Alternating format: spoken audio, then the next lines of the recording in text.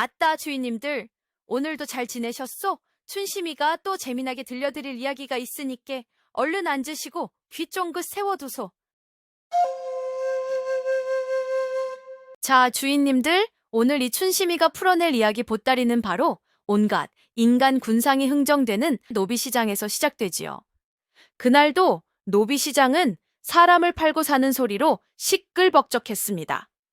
그때 시장 한가운데로 짐승처럼 묶인 사내 하나가 끌려 나왔습니다. 온몸은 상처투성이었고 길들여지지 않은 늑대처럼 사납고 거칠게 빛나고 있었습니다. 노비 상인은 사내의 목에 걸린 현상 수배 목패를 흔들며 외쳤습니다. 찾아보시오. 비록 살인 누명을 쓰고 쫓기는 신세지만 뼈대 하나는 장사요. 단돈 10냥, 10냥에 넘기겠소. 하지만 아무도 선뜻 나서지 않았습니다. 당장이라도 관아에 끌려가 목이 달아날지 모르는 사내를 누가 사려 하겠소이까. 분위기가 싸늘하게 식어가던 바로 그때 시장 입구에서 서늘하고도 맑은 목소리 하나가 울려 퍼졌습니다. 내가 사겠네. 모든 사람의 시선이 목소리가 난 곳으로 향했습니다. 바로 한양 제1의 거상 민대감의 외동딸로 어르마씨라 불리는 민설이였습니다. 설이는 인파를 해치고 앞으로 나서더니 싸늘한 눈으로 사내를 한번 훑어보고는 말했습니다. 10냥은 무슨? 저런 다 죽어가는 사내에게는 한 냥도 과하다. 그녀는 품속에서 엽전 한 잎을 꺼내 노비 상인의 발치에 던졌습니다. 값은 단돈 한 냥이다. 내 하룻밤 놀이개가 되기에는 헐값이지만 그의 목숨값으로는 비싼 가격이지. 설이는 더 이상 볼 것도 없다는 듯 몸을 돌려 자신의 집으로 향했습니다. 하인들은 헐값에 팔려온 사내를 짐짝처럼 끌고 그녀의 뒤를 따랐지요. 설이는 그에게 무영이라는 이름을 붙여주었습니다. 단돈 한 냥에 한 사내의 목숨과 운명이 통째로 팔려나가는 순간이었습니다. 그날 밤 민대감 댁의 호화로운 별채에는 무거운 침묵이 흘렀답니다. 설이는 자신의 침소로 무영을 불러들였습니다. 소문을 들은 집안의 하인들은 모두 어르마씨가 마침내 사내 놀이개를 들인 것이라 수군거리며 오늘 밤 저 사내의 비명소리가 담장을 넘을 것이라 예상했지요. 무영 역시 마찬가지였습니다. 그는 방 한가운데 꿇어앉혀진 채 모든 것을 체념한 듯한 눈으로 자신을 내려다보는 설이를 쳐다보았습니다. 하지만 설이의 입에서 나온 말은 모두의 예상을 완전히 뒤엎는 것이었습니다. 내 목에 걸렸던 현상금이 1000냥이더구나. 7년 전 비단 창고에서 벌어진 살인사건의 유일한 용의자라고 들었다. 설이는 탁자 위에 놓인 작은 상자를 열어 낡은 초상화 한 장을 꺼내 무영의 앞에 던졌습니다. 초상화에는 맑고 선한 눈매를 가진 젊은 선비가 그려져 있었지요. 이 사람은 7년 전 실종된 나의 오랍이다. 나는 그가 아직 살아있다고 믿는다. 그녀의 목소리는 낮았지만 흔들림이 없었습니다. 내 너를 숨겨주고 너의 살인 누명을 벗겨주겠다. 그 대신 너는 내 손발이 되어 내 그림자가 되어 움직여야 한다. 내가 시키는 일은 무엇이든 해야 한다는 뜻이다. 그녀의 첫 번째 명령은 바로 이 초상화 속의 산에 자신의 오라비를 찾아내는 것이었습니다. 너는 어차피 쫓기는 몸, 나를 벗어나면 네 목숨은 파리 목숨보다 하잘것없다. 허나 내 밑에서는 적어도 죽을 걱정은 없을 터. 어찌하겠느냐? 무영은 잠시 침묵하다가 이내 고개를 끄덕였습니다. 그는 살아남아야 했습니다. 자신에게 씌워진 억울한 누명을 벗고 7년 전 그날의 진실을 밝혀내기 전까지는 결코 죽을 수 없었습니다. 그렇게 주인과 노비, 채권자와 채무자로 얽힌 두 사람의 위험한 공조가 그날 밤 비밀스럽게 시작된 것이랍니다. 설이와의 계약은 맺어졌지만 무영은 결코 순순히 길들여지는 개가 아니었답니다. 그는 설이가 자신을 숨겨주고 있다는 사실을 약점 삼아 호시탐탐 그녀의 통제에서 벗어날 기회를 노렸지요. 그의 눈의 서리는 제 아무리 영악하다 한들 세상 물정 모르는 온실 속 화초에 불과했습니다. 계약을 맺은 다음 날 서리는 무영에게 깨끗한 옷과 음식을 내어주며 말했습니다. 앞으로 너는 내 별채의 말단 하인 행세를 할 것이다. 내 허락 없이는 한 발짝도 밖으로 나갈 수 없다. 하지만 무영은 그녀의 말을 귓등으로도 듣지 않았습니다. 그날 밤 그는 자신의 방 창살을 부수고 짐승 같은 몸놀림으로 높은 담장을 훌쩍 넘어 탈출을 시도했지요. 하지만 그가 담을 넘어 도착한 곳은 칠흑 같은 어둠이 아니라 환하게 횃불이 밝혀진 민대감댁의 후원이었습니다. 그리고 그곳에는 서리가 마치 모든 것을 예상했다는 듯 차를 마시며 그를 기다리고 있었지요. 내 집의 구조도 파악하지 않고 뛰쳐나가다니 생각보다 어리석구나. 서리의 차가운 비웃음에 무영은 분노했지만 어쩔 도리가 없었습니다. 서리는 이미 그의 성격을 파악하고 그가 도망칠 만한 모든 길목에 함정을 파놓았던 것입니다. 며칠 뒤 무영은 다른 방법을 시도했습니다. 그는 일부러 집안의 다른 하인들과 시비를 붙여 소란을 피웠습니다. 집안이 시끄러워지면 감시가 소홀한 틈을 타 도망칠 생각이었지요. 하지만 그의 예상과 달리 서리는 조금도 당황하지 않았습니다. 저 자는 내가 단돈 한 냥에 사온 미천한 놈이다. 내 명을 어기고 소란을 피웠으니 율법에 따라 멍석마리를 하여 반쯤 죽여놓거라. 서리의 명령에 무영은 속수무책으로 하인들에게 끌려가 모진 매질을 당해야 했습니다. 서리는 그에게 자비심을 보이지 않았습니다. 그녀는 그에게 그의 목숨이 온전히 자신의 손에 달려있다는 사실을 힘의 차이를 뼈저리게 느끼게 해주고 있었던 것입니다. 기억해라, 무영. 내 목숨은 이제 내 것이다. 너는 내가 풀어주기 전까지는 결코 이 집을 벗어날 수 없다. 네가 할 수 있는 것은 나에게 복종하여 오라비의 행방을 찾거나 아니면 여기서 개죽음을 당하거나 둘 중 하나뿐이다. 무영의 기세를 꺾어 놓았다고 판단한 서리는 며칠 뒤 그에게 첫 번째 임무를 내렸답니다. 그녀가 몇 년간 뒷조사를 통해 알아낸 바에 따르면 7년 전 오라비가 실종되던 날, 그와 마지막까지 함께 있었던 자들이 바로 흑룡체라는 건달 패거리들이었습니다. 서리는 그들의 소굴에 잠입하여 오라비의 행방에 대한 단서를 캐내오라고 무영에게 명했지요. 그들은 돈이라면 뭐든 하는 자들이다. 하지만 입이 무거우니 순순히 정보를 내놓지는 않을 터 내 능력을 한번 시험해보거라. 도박장은 온갖 잡배들이 모여 고성을 지르며 난장판을 벌이고 있었습니다. 무영은 그곳에서 일부러 시비를 걸어 흑룡체의 두목과 독대할 기회를 만들었습니다. 내 놈이 찾는 그 선비놈, 허허, 7년 전 일이라 기억이 가물가물한데 그 놈이 어디로 갔는지 알고 싶으면 내 팔 한쪽이라도 잘라 바쳐야 할 것이다. 건달 두목이 비웃으며 칼을 꺼내 들자 도박장의 모든 시선이 무영에게로 쏠렸습니다.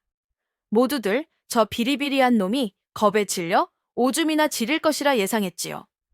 하지만 바로 그 순간 무영의 분위기가 돌변했습니다. 늘 모든 것을 체념한 듯 풀려있던 그의 눈빛이 굶주린 맹수처럼 번뜩였습니다. 그는 상대가 칼을 휘두르기도 전에 전광석화처럼 움직였습니다. 그의 움직임은 군더더기 없이 간결하고 치명적이었습니다. 그는 순식간에 두목의 팔을 꺾어 칼을 빼앗고 그 칼끝을 두목의 목에 겨누었지요. 왁! 눈 깜짝할 사이에 벌어진 일에 도박장은 순식간에 얼어붙었습니다. 건달들이 무기를 들고 달려들었지만 무영의 상대가 되지 않았습니다. 그는 마치 춤을 추듯 날렵하고 우아한 몸놀림으로 수십 명의 건달들을 때려 눕혔습니다. 이 모든 광경을 숨어서 지켜보던 서리의 수하들은 입을 다물지 못했습니다. 저자가 과연 자신들이 알던 그 무기력한 노비가 맞단 말인가? 모든 소란이 끝난 뒤 무영은 겁에 질려 벌벌 떠는 두목의 멱살을 잡고 나직이 물었습니다. 다시 묻겠다. 7년 전 그 선비는 어디로 갔지? 두목은 모든 것을 실토할 수밖에 없었습니다. 무영은 원하는 정보를 얻어낸 뒤 유유히 도박장을 빠져나왔습니다. 그녀의 얼음 같던 얼굴에 처음으로 흥미롭다는 표정이 떠올랐지요. 단순한 살인 누명범이 아니었구나. 저 짐승 같은 사내의 과거에는 내가 모르는 더 깊은 비밀이 숨겨져 있다. 흥룡차의 도박장에서 벌어진 소란은 당연히 관아의 귀에도 들어가게 되었답니다. 단순한 건달들의 패싸움으로 종결될 수도 있었던 이 사건에 뜻밖의 인물이 관심을 보이기 시작했으니 바로 의금부 도사 정도윤이었습니다. 정도윤, 그는 웬만한 사건에는 눈 하나 깜짝하지 않는 냉철하고 예리한 수사관이었습니다. 하지만 그의 뇌리에는 7년 동안이나 풀리지 않은 채 미제로 남아있는 사건 하나가 늘 맴돌고 있었지요. 바로 비단 창고 살인 사건이었습니다. 7년 전 한양의 한 비단 창고에서 관리 한 명이 잔혹하게 살해당하는 사건이 발생했습니다. 정 도사는 당시 이 사건을 맡아 조사하면서 단순한 살인 사건이 아니라 그 배후에 거대한 비리가 숨겨져 있음을 직감했습니다. 하지만 윗선의 압력으로 수사는 흐지부지 종결되었고 이 사건은 그의 관직 생활에 있어 유일한 오점으로 남아 있었던 것입니다. 정 도사는 흥룡차의 사건의 보고를 듣다가 한 가지 흥미로운 점을 발견했습니다. 수십 명의 건달을 단숨에 제압한 그 자가 이름 모를 떠돌이라는 점. 그리고 그가 흥룡차의 두목에게 7년 전 사라진 선비에 대해 묻고 다녔다는 점이었습니다. 7년 전 사라진 선비 정도사의 예리한 직감이 발동했습니다. 그는 7년 전 비단 창고 사건의 피해자 주변 인물 중에 실종된 선비가 한 명 있었다는 사실을 기억해냈습니다. 바로 거상 민대감의 아들이었지요. 이것은 단순한 우연이 아니다. 정도사는 즉시 흥룡차의 두목을 잡아다 강하게 신문했습니다. 그리고 마침내 그 떠돌이를 부린 배후가 바로 민대감의 딸, 민설이라는 사실을 알아냈지요. 그날 이후 정도사는 민대감 댁의 주변을 맴돌기 시작했습니다. 그는 민설이가 최근 노비시장에서 이름 모를 사내 하나를 사들였다는 것, 그리고 그 사내의 인상착의가 흥룡채를 쑥대밭으로 만든 자와 일치한다는 것까지 밝혀냈지요. 민대감의 딸, 7년 전 실종된 그녀의 오라비, 그리고 갑자기 나타난 정체불명의 고수.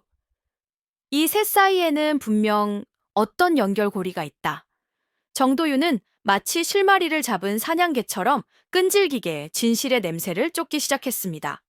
그는 민설이가 고용한 그 새로운 머슴, 무영이라는 자가 바로 7년 전 사라졌던 그 용의자일지도 모른다고 의심했지요. 흥룡차의 사건 이후 설이는 밀거래 시장이라면 혹시 오라비의 행방을 아는 자가 있을지도 모른다고 판단했습니다. 그곳은 관아의 눈을 피해 온갖 범죄자들이 들끓는 양갓집 규수가 함부로 발을 들일 수 없는 위험한 장소였습니다. 하지만 설이는 망설이지 않았습니다. 그녀는 자신의 신분을 숨기기 위해 남자의 옷인 푸른색 도포를 입고 갓을 써 영락없는 미소년 선비의 모습으로 변장했지요. 무영, 네가 내 호위가 되어 함께 가야겠다. 그곳 지리는 네가 더 잘 앓터. 무영은 말없이 고개를 끄덕였습니다. 그는 설이의 대담함에 혀를 내두르면서도 한편으로는 걱정을 떨칠 수가 없었지요. 저 가녀린 아가씨가 과연 그 험한 곳에서 버텨낼 수 있을까? 두 사람은 그날 밤 조심스럽게 집을 빠져나와 밀거래 시장으로 향했습니다. 시장은 온갖 술 냄새와 땀 냄새, 그리고 탐욕스러운 인간들의 눈빛으로 가득 차 있었지요. 서리는 애써 태어난 척했지만 자신을 훑어보는 불안당들의 음흉한 시선에 저도 모르게 몸이 굳어지는 것을 느꼈습니다. 그때 무영이 그녀의 옆에 바싹 다가서며 다른 사람들이 들리지 않을 만큼 작은 목소리로 속삭였습니다. 너무 긴장하지 마십시오, 아씨. 시선을 똑바로 하고 당당하게 걸으시면 됩니다. 제가 곁에 있습니다.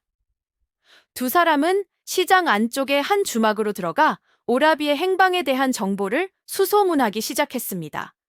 하지만 그때 술에 취한 왈패 몇몇이 남장한 서리의 고운 외모를 보고는 시비를 걸어왔습니다. 이거 계집애 같이 생긴 놈이 어디서 굴러 들어왔나? 이리 와서 형님들 술이나 한 잔 따라 보거라.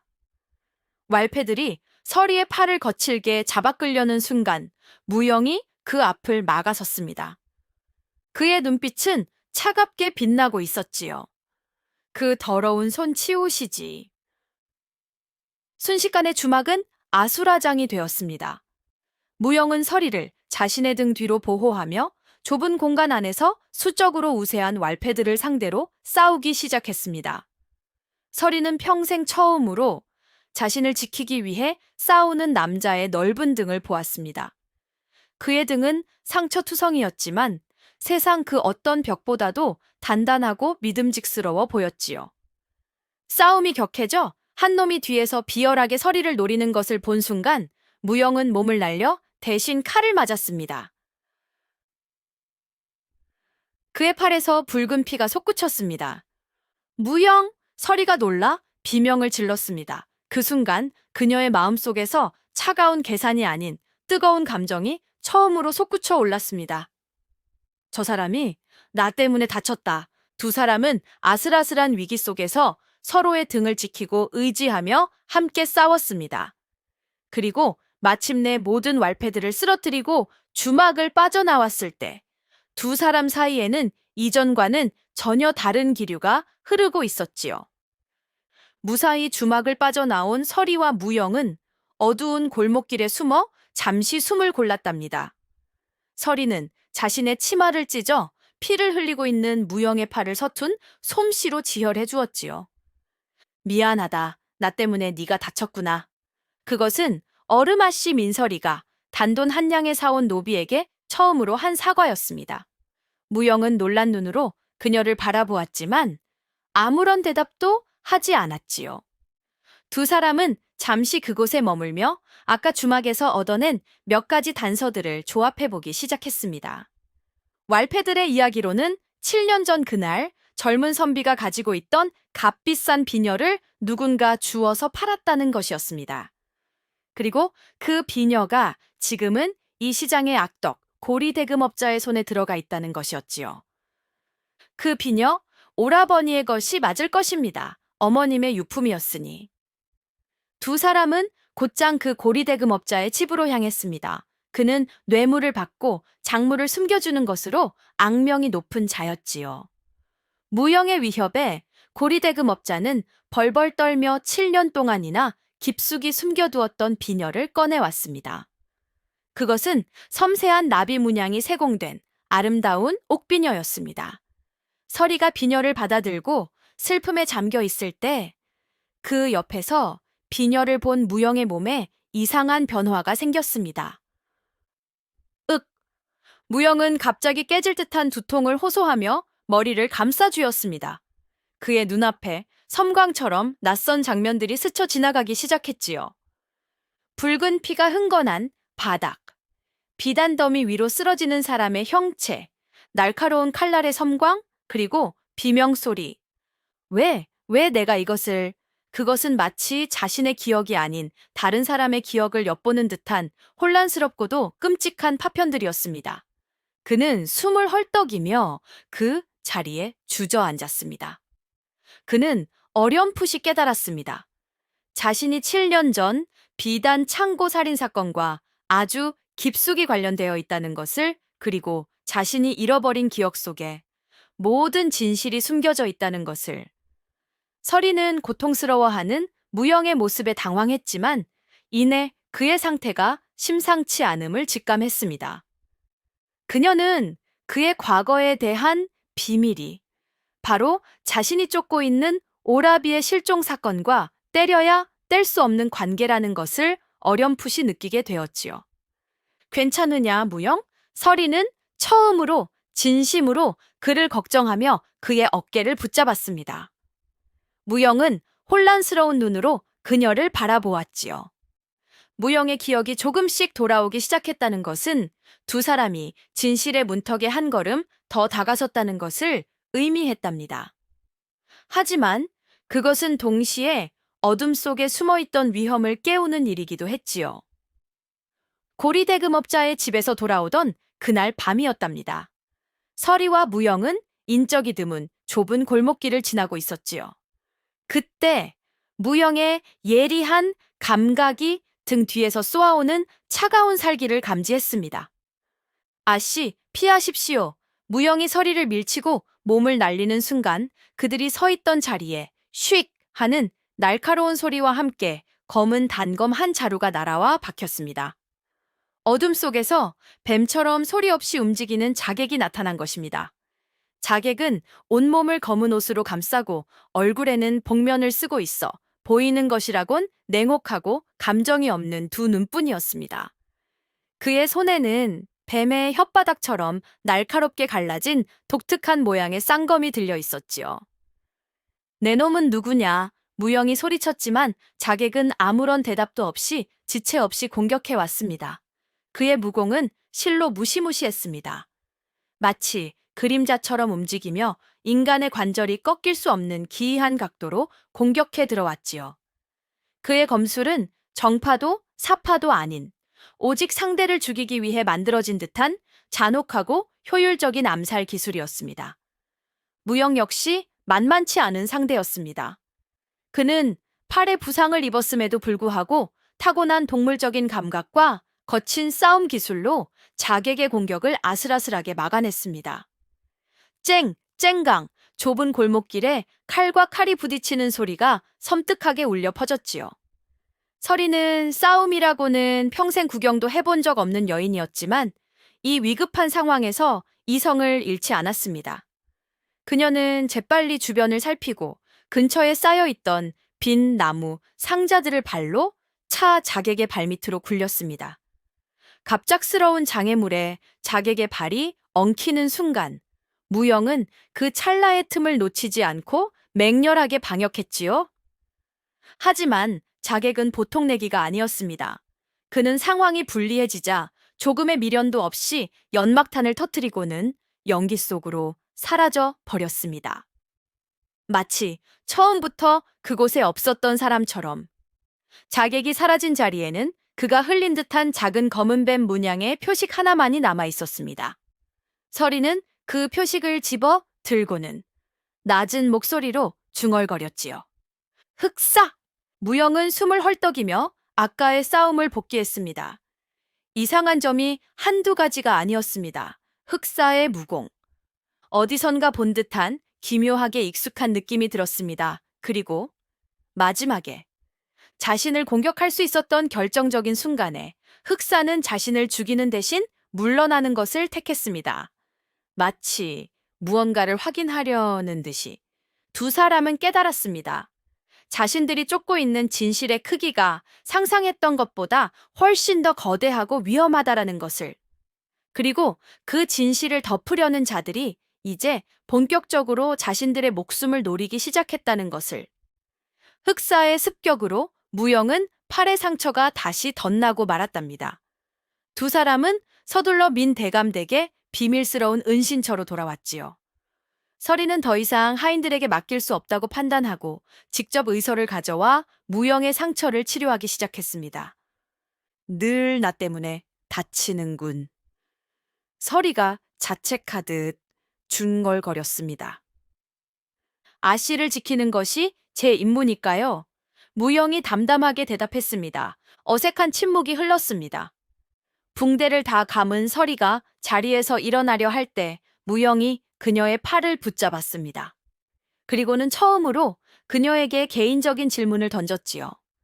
어째서 그토록 필사적으로 오라비를 찾으시는 겁니까? 이미 7년이나 흐르지 않았습니까? 서리는 잠시 망설였습니다. 그것은 그녀가 평생 누구에게도 털어놓지 않았던 그녀의 가장 깊은 상처였기 때문입니다. 하지만 그녀는 무영의 진지한 눈빛을 보고는 왠지 그에게라면 말해도 괜찮을 것 같다는 생각을 했지요. 그녀는 창가로 다가가 밤하늘을 보며 자신의 이야기를 시작했습니다. 오라비는 나와는 다른 사람이었소. 아버지는 나를 상단의 이익을 위한 도구로만 여기셨지만 오라비만은 나를 온전한 한 사람으로 봐주었지. 내가 쓴 시를 칭찬해주고 내가 꾸는 꿈을 응원해준 유일한 사람이었소. 그녀의 목소리가 가늘게 떨려왔습니다. 그런데 오라비가 실종되던 날 나는 오라비와 심하게 다투었소. 나는 오라비에게 다시는 보지 않을 것처럼 모진 말을 퍼부었지. 그것이 내가 오라비에게 한 마지막 말이었소. 그녀는 자책감에 시달리고 있었습니다. 만약 그날 자신이 오라비와 다투지 않았더라면 그가 집을 나가지 않았을 것이고 끔찍한 사건에 휘말리지도 않았을 것이라고. 그리고 나는 의심하고 있소. 오라비의 실종에 나의 아버지가 민 대감께서 관련되어 있을지도 모른다고 말이요. 오라비는 늘 아버지의 비정한 상술에 반대해 왔으니까. 그것은 차마 입에 담기 힘든 끔찍한 의심이었습니다. 무영은 그녀의 고백에 그녀가 짊어지고 있는 슬픔과 고독의 무게가 얼마나 무거운지를 비로소 깨달았습니다. 그녀의 차가운 얼음 가면은 사실 속에서 부서져 내리는 자신을 지키기 위한 마지막 방어막이었던 것입니다. 무영은 조용히 그녀의 곁으로 다가가 서툴지만 진심을 담아 그녀의 어깨를 감싸 안았습니다. 혼자서 많이 힘드셨겠습니다. 그 위로의 말 한마디에 서리의 얼음 같던 방어막이 마침내 무너져 내렸습니다. 그녀는 그의 품에 기대어 평생 처음으로 소리내어 울었습니다. 두 사람은 그날 밤 처음으로 주인과 노비가 아닌 같은 상처와 비밀을 공유한 동반자로서 서로의 아픔을 보듬어 주었답니다. 서리와 무영의 관계가 미묘하게 변하고 있다는 것을 민 대감이 눈치채지 못할 리 없었답니다. 그는 자신의 딸이 단돈 한 냥에 사온 저 근본도 모르는 사내에게 마음을 주고 있다는 사실에 심기가 불편했지요. 하지만 그는 섣불리 행동하지 않았습니다. 대신 조용히 무영이라는 사내를 시험해보기로 마음먹었지요. 어느 날 민대감은 무영을 자신의 서재로 조용히 불러들였습니다. 그는 인자한 미소를 지으며 무영에게 귀한 차를 한 잔 권했지요. 무영이라 했는가, 네가 요즘 내 딸을 위해 애쓰고 있다는 것을 잘 알고 있다. 참으로 충직한 아이지. 민대감은 탁자 위에 놓인 묵직한 돈주머니 하나를 무영의 앞으로 밀었습니다. 그 안에는 어림잡아도 수백 냥은 되어 보이는 금화들이 가득 들어 있었지요. 이것은 내가 너에게 주는 상이다. 그리고 한 가지 제안을 하지. 이 돈을 가지고 멀리 떠나거라. 네가 어디로 가든 다시는 관아에 쫓기지 않도록 내가 뒤를 봐주마. 새로운 이름으로 새로운 삶을 시작할 수 있는 기회다. 그것은 거부하기 힘든 달콤한 제안이었습니다. 도망자 신세인 무영에게 있어 자유와 부를 동시에 손에 쥘 수 있는 절호의 기회였지요. 민대감은 무영이 당연히 이 제안을 받아들일 것이라 생각했습니다. 하지만 무영의 대답은 그의 예상을 완전히 빗나갔습니다. 무영은 돈주머니를 쳐다보지도 않은 채 조용히 고개를 저었습니다. 과분한 제안이시나 거두어 주십시오, 대감님. 어째서냐? 내 딸 서리에게 미련이라도 남은 것이냐? 분수를 알아야지. 너는 노비고 내 딸은 하늘 같은 아씨다. 무영은 자리에서 일어나 민 대감의 눈을 똑바로 쳐다보며 말했습니다. 그의 눈빛에는 더 이상 두려움이나 경멸이 아닌 굳건한 신념이 담겨 있었지요. 아씨와의 약조는 돈으로 살 수 있는 것이 아닙니다. 저는 아씨께서 저를 놓아주시기 전까지는 결코 아씨의 곁을 떠나지 않을 것입니다. 그의 단호한 대답에 민대감의 인자했던 표정이 순간 싸늘하게 굳었습니다. 그는 무영의 속내를 떠보려는 듯 서늘한 눈빛으로 그를 꿰뚫어 보며 말했지요. 충심이 가상하구나. 좋다. 그렇다면 앞으로도 계속 내 딸의 충직한 개로 남아주길 바라겠다. 허나 명심하거라. 개가 주인을 물려고 할 때는 그 목줄을 끊어버리는 수밖에 없다는 것을. 그것은 칭찬을 빙자한 섬뜩한 경고였습니다. 민대감의 시험 이후 무영은 더욱더 신중하게 행동하기 시작했답니다. 하지만 그의 주위를 맴도는 또 다른 그림자가 있었으니 바로 의금부 도사 정도윤이었지요. 정도사는 끈질긴 추적 끝에 마침내 무영의 정체에 대한 결정적인 단서를 잡아냈습니다. 어느 날 밤 서리의 심부름으로 약재를 구하러 나갔던 무영의 앞을 정도사와 몇 명의 의금부 나졸들이 막아섰습니다. 오래간만이군. 강치운. 정도사는 무영의 본명을 불렀습니다. 그 이름을 듣는 순간 무영의 온몸이 굳어졌습니다. 그 이름은 7년 전 기억과 함께 묻어버린 자신의 진짜 이름이었기 때문입니다.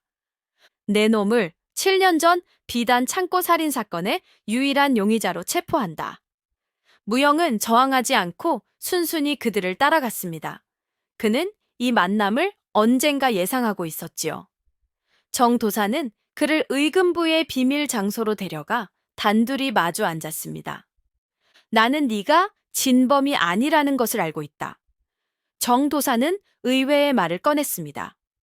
7년 전 나는 그 사건의 배후에 거대한 음모가 있다는 것을 직감했지만 윗선의 압력으로 수사를 덮어야만 했다. 나는 그날 이후로 단 하루도 이 사건을 잊은 적이 없다. 그는 낡은 서류 뭉치를 꺼내 보였습니다. 그곳에는 7년 전 사건의 기록들이 빽빽하게 적혀 있었지요. 너의 아버지 강 장군께서는 당대 최고의 무관이자 충신이셨지. 그런 분의 아들이 고작 돈 몇 푼 때문에 사람을 죽였을 리가 없다. 그날 대체 무슨 일이 있었던 것이냐? 이제는 말해줄 수 있겠느냐? 무영, 아니 강치호는 혼란스러웠습니다. 그는 기억을 잃었기 때문에 아무것도 대답해줄 수가 없었지요. 저는 아무것도 기억나지 않습니다. 그럴 줄 알았다. 정도사는 고개를 끄덕였습니다. 그날의 충격으로 기억을 잃었을 테지. 좋다. 그렇다면 내가 네 기억을 되찾는 것을 도와주겠다. 대신 기억이 돌아오면 네가 아는 모든 것을 내게 말해 주어야 한다. 이것이 네가 억울한 누명을 벗을 수 있는 유일한 길이다. 그것은 위험한 거래였습니다. 하지만 치훈에게는 다른 선택지가 없었지요. 다음 날 정도사는 비밀리에 치훈을 데리고 7년 전 사건이 벌어졌던 바로 그 비단 창고로 향했습니다. 창고는 오랫동안 폐쇄되어 먼지가 뽀얗게 쌓여 있었고 퀴퀴한 냄새가 코를 찔렀지요. 먼지 쌓인 비단 창고에 들어선 순간 강치훈의 머릿속은 그야말로 대혼란에 휩싸였답니다.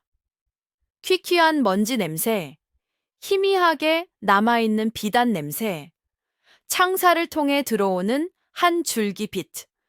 그 모든 것이 그에 닫혀있던 기억의 문을 거칠게 두드렸지요. 와. 그는 머리를 감싸쥐고 바닥에 주저앉았습니다. 그의 눈앞에 7년 전 그날의 끔찍했던 광경이 마치 어제 일처럼 생생하게 펼쳐지기 시작했습니다. 그날 밤 그는 이곳에 혼자가 아니었습니다. 그의 곁에는 그의 가장 친한 벗이자 민서리의 오라비인 민태아가 함께 있었습니다. 두 젊은이는 신분을 뛰어넘은 비밀 친구였고 정의감에 불타는 청년들이었지요. 그들은 민 대감이 나라의 비단을 밀매하고 막대한 비자금을 조성하고 있다는 사실을 알게 되었습니다. 그리고 그 증거인 비밀 장부가 바로 이 창고 깊숙한 곳에 숨겨져 있다는 것을 알아냈지요. 두 사람은 그날 밤 목숨을 걸고 비밀 장부를 훔쳐내어 민 대감의 비리를 세상에 고발하기로 결심했던 것입니다. 기억은 계속되었습니다. 그들이 장부를 거의 손에 넣었을 무렵 창고의 어둠 속에서 소리 없이 나타난 검은 그림자. 바로 민 대감이 고용한 비밀 자객, 흑사였습니다. 흑사는 뱀처럼 기이한 몸놀림과 갈라진 혀 모양의 독특한 쌍검을 들고 있었지요.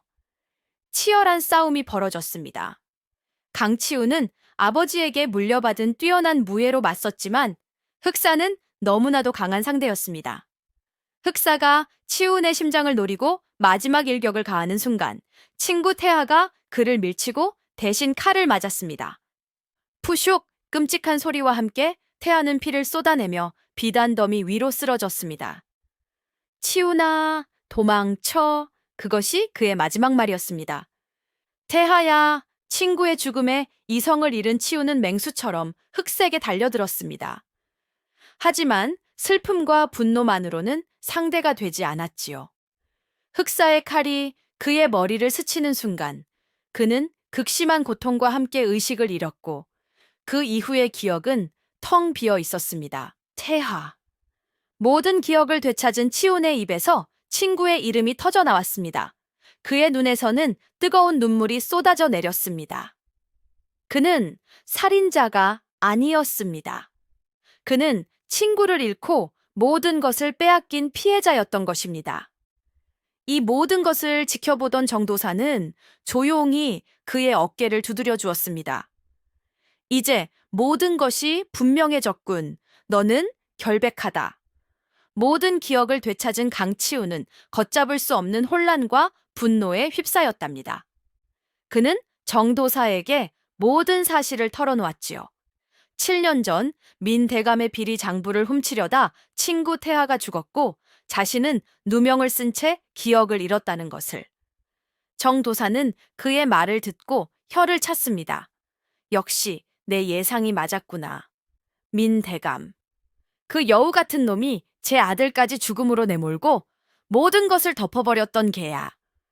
하지만 치우는 고개를 저었습니다. 그의 머릿속에서는 풀리지 않는 하나의 의문이 계속해서 맴돌고 있었기 때문입니다. 아닙니다, 도사님. 무언가 이상합니다. 지금 저희를 쫓는 흑사는 7년 전의 그놈과는 다릅니다. 무공은 비슷하지만 결정적인 순간에 저를 죽이기를 망설였습니다. 마치 저를 알고 있는 듯한 눈빛이었습니다. 그는 정도사의 만류를 뿌리치고 곧장 민대감 댁으로 향했습니다. 그는 서리를 만나 이 모든 사실을 확인해야만 했습니다. 한편 서리는 며칠째 돌아오지 않는 무영을 걱정하며 애를 태우고 있었습니다. 그때 치운이 창백한 얼굴로 그녀의 앞에 나타났지요.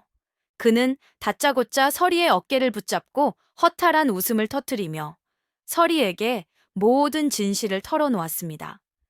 7년 전 비단 창고에서 있었던 일, 그리고 자신의 추측을. 아씨, 우리를 쫓는 흑사는 7년 전의 그놈이 아닙니다. 7년 전 아씨의 오라비는 죽지 않았습니다. 그게 무슨... 그는 살아남아 자신의 아버지를 위해, 아니, 아버지의 협박에 못 이겨 새로운 흑사가 된 것입니다. 지금 우리의 목숨을 노리는 저 자객은 바로 아씨의 친오라버니 민태하입니다.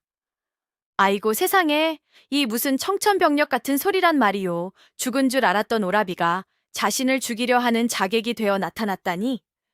오라비가 바로 자신을 죽이려 했던 자객, 흑사였다는 충격적인 진실 앞에 민설이는 그야말로 완전히 무너져 내렸답니다. 평생을 지탱해온 모든 믿음과 희망이 한순간에 물거품처럼 사라져버린 것입니다. 그녀의 얼굴에서 늘 다른 사람들을 압도하던 그 차갑고 오만한 표정이 사라지고 그 자리에는 길 잃은 아이처럼 상처받고 혼란스러워하는 여린 속내만이 남았지요. 거짓말, 그럴 리가 없어. 오라버니가? 나를? 그녀는 믿을 수 없다는 듯 고개를 저으며 뒷걸음질 쳤습니다. 그녀는 자신의 손으로 원수의 손발 노릇을 해온 셈이었습니다. 오라비를 찾겠다는 일념으로 정작 오라비를 위험에 빠뜨리고 그를 더욱더 끔찍한 괴물로 만들고 있었던 것입니다. 내가 어리석었어. 내 손으로 원수의 수족을 구해주고 원수를 잡을 칼을 쥐어준 셈이구나. 그녀는 허탈하게 웃으며 그 자리에 주저앉았습니다. 그녀의 눈에서 평생 단 한 번도 남 앞에서 보인 적 없었던 뜨거운 눈물이 쉴 새 없이 흘러내렸습니다. 그것은 슬픔과 배신감, 그리고 자기 자신에 대한 깊은 혐오감이 뒤섞인 처절한 눈물이었습니다. 강치우는 그런 그녀의 모습을 보며 가슴이 찢어지는 듯한 아픔을 느꼈습니다. 그는 조용히 그녀의 곁으로 다가가 그녀의 가녀린 어깨를 감싸 안았습니다. 지금 그녀에게 필요한 것은 냉정한 분석이나 위로의 말이 아니라 그저 기댈 수 있는 어깨라는 것을 알았기 때문입니다. 서리는 처음으로 누군가의 품에 기대어 어린아이처럼 소리내어 울었습니다. 그녀의 울음소리에는 그동안 홀로 짊어져야 했던 모든 고통과 외로움이 담겨 있었지요. 나는 이제 어찌해야 하지? 아버지는 원수고 오라버니는 나를 죽이려 하는데 나는 이제 아무것도 없어. 치우는 그녀를 더욱더 힘껏 끌어안으며 나직이 속삭였습니다. 그의 목소리는 낮았지만 그 어느 때보다도 단단하고 믿음직스러웠습니다. 아니요, 아씨. 아씨께는 아직 제가 있습니다. 그는 서리의 젖은 얼굴을 부드럽게 들어 올려 그녀의 눈을 똑바로 바라보았습니다. 아씨의 잘못이 아닙니다. 이 모든 비극을 만든 것은 민대감의 끝없는 욕심입니다. 그러니 더 이상 자책하지 마십시오. 이제부터는 제가 아씨를 지킬 것입니다. 제가 아씨의 칼이 되고 방패가 되어 아씨를 이 지옥 같은 운명에서 구해낼 것입니다. 약조합니다. 서로의 마음을 확인하고 모든 진실을 알게 된 두 사람은 더 이상 주저하거나 슬퍼하고만 있을 수 없었답니다. 그들에게는 이제 복수와 정의라는 두 가지 목표가 선명하게 남아 있었기 때문이지요. 그들은 마지막으로 다시 한번 손을 잡기로 결심했습니다. 그들의 목표는 분명했습니다. 첫째, 민 대감의 모든 비리가 담겨 있는 비밀 장부를 찾아내어 그의 죄를 만천하에 고발하는 것. 둘째, 비극적인 운명에 갇혀버린 서리의 오라비, 민태하를 아버지의 굴레에서 벗어나게 해주는 것. 두 사람은 밤을 새워 마지막 계획을 세웠습니다. 서리는 아버지의 서재 구조와 비밀 장부가 숨겨져 있을 만한 장소를 모두 알고 있었고, 치우는 민대감의 경비 병력 배치와 오라비인 흑사의 예상 이동 경로를 꿰고 있었지요. 아버지는 내일 밤 상단의 큰 어른들을 모아 비밀 연회를 열 것이다. 집안의 모든 경비가 연회장으로 쏠릴 터. 그때가 바로 아버님의 서재를 칠 유일한 기회다. 흑사는 아마도 그 연회장의 가장 어두운 곳에서 대감님을 호위하고 있을 것입니다. 제가 그를 맡겠습니다. 치운의 말에 서리는 걱정스러운 눈으로 그를 바라보았습니다. 내 상대는 내 오랍이다. 정말 괜찮겠느냐? 치우는 씁쓸하게 미소 지었습니다. 그는 더 이상 아씨의 오라버니도 저의 벗도 아닙니다. 그는 그저 아씨를 구하기 위해 제가 넘어야 할 마지막 벽일 뿐입니다. 결전의 날 밤 두 사람은 약속대로 움직이기 시작했습니다. 서리는 연회장에서 손님들을 맞으며 아버지의 시선을 끄는 역할을 맡았고, 치우는 검은 옷으로 몸을 감싼 채 그림자처럼 지붕을 타고 민대감의 서재로 침입했지요. 서재 안은 예상대로 텅 비어 있었습니다. 치우는 서리가 알려준 대로 서재의 가장 깊숙한 곳에 있는 낡은 책장 뒤에 비밀 공간을 찾아냈습니다. 그리고 마침내 그 안에서 기름 종이로 겹겹이 쌓인 낡은 장부 한 권을 발견해냈지요. 바로 그 순간이었답니다. 등 뒤에서 서늘한 살기와 함께 뱀의 혓바닥 같은 쌍검이 그의 목을 향해 날아들었습니다. 바로 흑사, 민태하였습니다. 역시 내 놈일 줄 알았다 강치운. 그의 목소리는 차갑고 공허했습니다. 오랜만이구나, 태하야. 치우는 장부를 품에 안고 천천히 몸을 돌려 옛 친구와 마주 섰습니다. 두 사람은 아무 말 없이 서로를 향해 칼을 겨어 누었습니다. 한때는 목숨을 나눈 벗이었으나 이제는 서로의 목숨을 거두어야 하는 원수가 되어버린 두 사내. 그들의 비극적인 마지막 싸움이 이제 막 시작되려 하고 있었답니다. 한편 연 회장에서는 서리가 자신의 아버지를 상대로 목숨을 건 마지막 단판을 벌이고 있었답니다. 그녀는 연회가 한창 무르익었을 무렵 모든 손님들이 보는 앞에서 당당하게 아버지의 앞을 막아섰지요. 아버지, 이제 그만 모든 것을 내려놓으시지요. 그녀의 목소리는 차갑고도 단호했습니다. 민 대감은 딸의 갑작스러운 돌발 행동에 당황했지만 애써 태연한 척하며 말했습니다. 설이야, 이게 무슨 무례한 짓이냐. 손님들 앞에서. 손님들이 보시는 앞에서야말로 아버지의 추악한 진실을 밝혀야지요. 설이는 품속에서 7년 전 오라비가 남긴 옥비녀를 꺼내 보였습니다. 이 비녀를 기억하십니까? 이것은 아버님의 손에 죽어간 아버님의 아들이 남긴 유품입니다. 그녀의 폭탄 같은 발언에 연 회장은 순식간에 얼어붙었습니다. 민 대감의 얼굴이 흉측하게 일그러졌지요. 네, 내 인연. 지금 제정신이냐? 어디서 미친 소리를. 미친 것은 제가 아니라 자신의 욕망을 위해 자식까지 죽음으로 내몬 아버님이십니다. 설이는 물러서지 않았습니다. 비밀장부는 이미 제 수하의 손에 들어갔습니다. 아버님의 모든 죄악이 곧 만천하에 드러나게 될 것입니다. 그러니 지금이라도 죗값을 치르십시오. 그것이 아버님께서 하실 수 있는 마지막 속죄입니다. 모든 것이 끝났음을 직감한 민 대감은 마침내 이성을 잃고 말았습니다. 그는 눈에 띄는 광기를 드러내며 숨겨두었던 호위 무사들에게 소리쳤지요. 저 미친년을 당장 끌어내 죽여라. 그리고 서재로 가서 장부를 가지고 있는 놈의 목을 베어 오너라. 모두 죽여. 한 놈도 살려두지 마.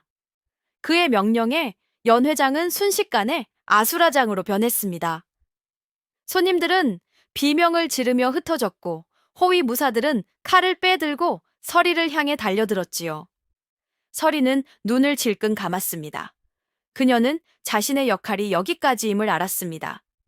자신이 시간을 버는 동안 치훈이 무사히 장부를 가지고 빠져나가 모든 것을 바로잡아 주리라 믿었기 때문입니다. 무사들의 칼날이 그녀의 목을 향해 날아드는 바로 그 순간 어디선가 날아온 검은 그림자가 섬광처럼 그녀의 앞을 막아서며 무사들의 칼을 모두 쳐냈습니다. 바로 흑사 그녀의 오라비 민태하였습니다. 오라버니? 서재에서 마주친 두 사내의 싸움은 예상외로 싱겁게 끝이 났답니다. 강치우는 친구였던 민태하와 차마 칼을 섞을 수가 없었고 태하 역시 무슨 이유에선지 치훈을 죽이지 않고 내 동생에게서 떨어져라는 경고만을 남긴 채 연회장으로 사라져 버렸던 것입니다. 치훈은 그가 서리를 해치러 간 줄 알고 서둘러 그의 뒤를 쫓아 연회장으로 달려왔지요. 하지만 그가 목격한 것은 오라비가 동생을 지키기 위해 아버지의 수하들과 싸우고 있는 믿을 수 없는 광경이었습니다. 태하야! 치훈의 외침에 태하는 잠시 그를 돌아보았습니다. 그의 복면 아래로 보이는 눈빛은 더 이상 냉혹한 자객의 것이 아니었습니다. 그것은 깊은 고뇌와 슬픔에 잠긴 한 남자의 눈빛이었지요. 왜 이제 와서? 치훈이 혼란스럽게 외쳤습니다. 태아는 씁쓸하게 웃으며 말했습니다. 나는 평생을 아버지에게로 살아왔다. 아버지를 거역하면 내 동생 서리가 위험해질 것이라 믿었기 때문이지. 하지만 아니었다. 내가 지키려 했던 아버지는 결국 서리마저 죽이려 하는 괴물이었을 뿐. 그는 깨달았던 것입니다. 서리가 연회장에서 아버지를 고발하는 그 순간, 아버지는 단 한순간의 망설임도 없이 딸을 죽이라 명했습니다. 그 모습을 본 태하는 자신이 지켜온 모든 것이 거짓이었음을, 그리고 자신이 평생을 잘못된 길을 걸어왔음을 비로소 깨달았던 것입니다. 이제라도 바로잡아야겠다. 오라비로서 내 동생을 지키는 것이 내가 할 수 있는 유일한 속죄다. 태하의 참회는 너무나도 늦고 또 비극적이었습니다. 그가 잠시 한눈을 파는 사이 이 모든 것을 지켜보던 민 대감이 벽에 걸려있던 활을 집어들어 그를 겨누었습니다. 민 대감은 자신의 마지막 패였던 아들마저 자신을 배신하자 완전히 이성을 잃어버린 것입니다. 이 배신자 놈, 내 놈도 같이 죽어라. 날카로운 파공성과 함께 화살이 태하의 등을 향해 날아갔습니다. 안 돼, 오라버니. 서리의 절규가 울려 퍼졌지만 너무 늦었습니다. 푸슉! 화살은 정확히 태하의 심장을 꿰뚫었습니다. 그는 비틀거리며 피를 토하고 무릎을 꿇었지요. 그는 죽어가는 마지막 순간 동생 서리의 손을 잡고 떨리는 손으로 자신의 품속을 가리켰습니다. 서리야, 이 안에 진짜 장부가 있다. 부디 나처럼 살지 마라. 그 말을 끝으로 그의 고개가 힘없이 떨어졌습니다. 비극적인 자객 흑사는 마침내 아버지의 손에 의해 최후를 맞이한 것입니다. 그의 품속에서는 민대감의 모든 죄악이 기록된 진짜 비밀 장부가 피에 젖은 채 발견되었지요.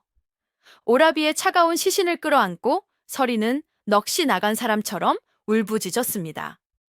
불과 몇 시즌 전까지만 해도 자신을 죽이려 했던 원수였지만 그는 결국 자신의 목숨을 던져 동생을 지킨 세상에 단 하나뿐인 피부티였습니다. 그녀의 눈앞에서 그녀의 손으로 마지막 남은 가족마저 잃어버린 것입니다. 이 모든 비극을 만든 장본인 민대감은 제 손으로 아들을 죽이고도 조금의 죄책감도 느끼지 않는 듯 보였습니다. 그는 오히려 미친 사람처럼 웃으며 강치훈에게 소리쳤지요. 보았느냐? 나를 거역하는 자는 내 아들이라 해도 이 꼴이 되는 것이다. 이제 내 놈 차례다. 그는 또다시 활을 들어 이번에는 치훈을 겨누었습니다. 하지만 치훈은 더 이상 그 자리에 서서 당하고만 있지 않았습니다. 친구의 죽음, 사랑하는 여인의 슬픔. 그의 온몸의 피가 분노로 들끓었습니다. 이 악마 같은 놈! 치우는 맹수처럼 달려들어 민대감이 활을 쏘기도 전에 그의 팔을 꺾어버렸습니다. 그는 민대감을 땅바닥에 내리꽂고 주먹을 들어 올렸지요. 당장이라도 그의 얼굴을 지시겨 친구와 태하의 원수를 갚고 싶었습니다. 하지만 바로 그 순간 서리의 애처로운 목소리가 그의 주먹을 멈추게 했습니다. 그만하세요, 나으리. 제발 그만. 서리는 눈물 젖은 얼굴로 그를 바라보고 있었습니다. 더 이상 당신의 손에 피를 묻히지 마세요. 저런 자를 위해 당신마저 살인자가 될 수는 없습니다. 법의 심판을 받게 해야 합니다. 그녀의 말에 치우는 이성을 되찾았습니다. 그렇다. 여기서 이 자를 죽여버리면 자신 또한 저 악마와 다를 바 없는 존재가 되는 것이다. 진정한 복수는 그의 죄를 만천하에 드러내어 법의 이름으로 심판받게 하는 것이다. 바로 그때 밖에서 횃불과 함께 수많은 사람들의 함성 소리가 들려왔습니다. 정도윤 도사가 만일의 사태를 대비해 의금부 병력을 이끌고 민 대감의 집을 포위하고 있었던 것입니다. 안에 있는 자들은 모두 무기를 버리고 투항하라. 역적 민 대감을 체포하라는 어명이다. 모든 것이 끝났습니다. 민 대감은 결국 자신의 집을 에워싼 관군들의 손에 힘없이 포박되었습니다. 그는 끌려가는 마지막 순간까지도 서리와 치훈을 향해 저주를 퍼부었다고 하더이다. 연회장에는 오라비의 시신을 끌어안고 오열하는 서리와 그런 그녀를 망연자실하게 바라보는 치훈, 단 두 사람만이 남아 있었습니다. 그들은 모든 것을 잃었습니다. 가족을, 친구를, 그리고 평범한 행복을. 승리했지만 그 무엇도 얻지 못한 너무나도 비극적인 밤이었습니다. 그날 밤 이후 한양은 거대한 비리 사건의 실체에 발칵 뒤집혔답니다.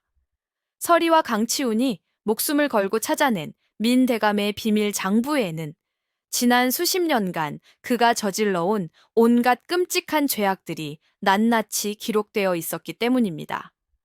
그는 나라의 군수물자를 빼돌려 막대한 부를 쌓았고 자신에게 반대하는 정적들을 비밀 자객을 동원해 암살했으며 심지어 자신의 비리를 덮기 위해 친아들까지 죽음으로 내몬 인간의 탈을 쓴 악마였습니다. 그의 죄악에 연루된 수많은 고위 관리들 역시 줄줄이 쇠고랑을 차게 되었지요. 나라에서는 이 사건을 엄중히 다루었습니다. 민 대감은 결국 대역죄인으로 판결받아 모든 재산을 몰수당한 채 저작거리에서 참수형에 처해졌습니다. 그의 죽음을 지켜보기 위해 수많은 백성들이 모여들어 그에게 돌을 던지고 저주를 퍼부었다고 하더이다. 강치우는 마침내 7년간 그를 짓눌러 왔던 살인 누명을 벗고 본래 신분을 되찾게 되었습니다.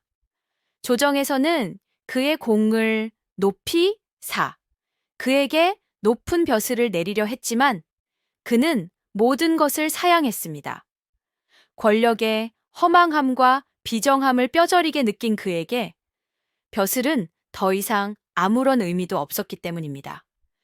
모든 사건이 마무리되고 정의가 바로 서게 되었지만 서리와 치운의 마음에는 기쁨 대신 깊은 상처와 허무함만이 남았습니다. 그들이 진실을 밝히기 위해 치른 대가는 너무나도 컸기 때문입니다. 서리는 자신의 손으로 아버지를 고발하고 오라비의 죽음을 목격해야 했습니다. 그녀는 하루아침에 모든 가족을 잃은 천하의 고아가 되었지요. 치운 역시 마찬가지였습니다. 그는 누명은 벗었지만 가장 친한 벗을 잃었고 그의 마음속에는 평생 지울 수 없는 상처가 남았습니다.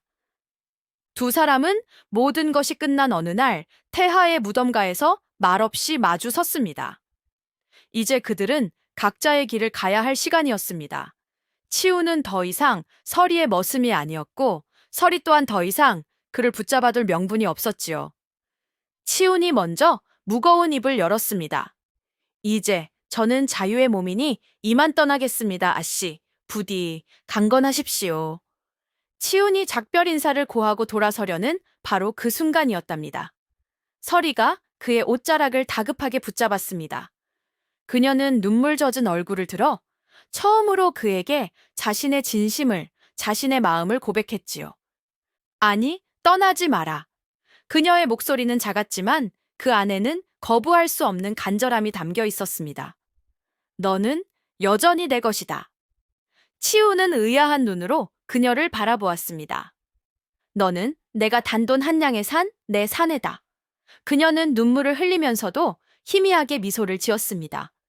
그것은 예전에 오만한 어르마 씨의 미소가 아니었습니다. 한 남자를 사랑하는 한 여인의 수줍고도 절박한 미소였습니다. 그러니 이제부터는 내 곁에서 평생토록 그 빚을 갚아라. 내가 허락하기 전까지는 단 한 발짝도 내게서 떠날 수 없다. 그것은 명령이었지만 동시에 애절한 사랑 고백이었습니다. 떠나지 말아달라는 말을 그녀는 그녀 방식대로 표현하고 있었던 것입니다. 치우는 그녀의 말뜻을 알아듣고 가만히 그녀를 끌어안았습니다. 그는 더 이상 아무 말도 하지 않았습니다.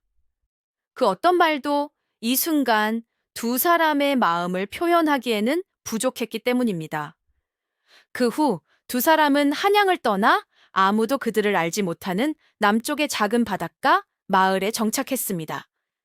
치우는 자신의 본명을 버리고 평생 무영이라는 이름으로 살아갔습니다. 그는 서리의 그림자이자 그녀를 지키는 유일한 보호자로 남기를 자처했던 것입니다. 두 사람은 작은 초가집을 짓고 밭을 일구며 평범하지만 행복한 나날을 보냈다고 합니다. 그들은 서로의 가장 깊은 상처를 보듬어주는 유일한 존재였고 서로의 고독을 채워주는 단 한 사람이었습니다. 단돈 한 냥으로 시작되었던 두 사람의 기묘하고도 위험했던 계약. 그것은 결국 서로의 목숨을 구원하고 비극적인 운명에 함께 맞서 싸운 세상에서 가장 값지고 숭고한 약조가 되어 후대에 아름다운 이야기로 전해지게 되었답니다. 자, 주인님들, 이 춘심이가 오늘 들려드린 그 사내의 값은 단돈 한 냥이었다 이야기는 여기까지랍니다. 참으로 아슬아슬하고도 애틋한 사연이 아니었소이까. 부디 주인님들께서는 사람의 가치를 돈으로 매기는 어리석은 실수를 범하지 마시기를 바라겠소이다. 사람의 마음을 얻는 것은 천냥, 만냥으로도 부족한 법이니 말이오. 이 춘심이 다음에 또 기막힌 이야기 보따리 들고 찾아뵙겠소. 고맙소이다.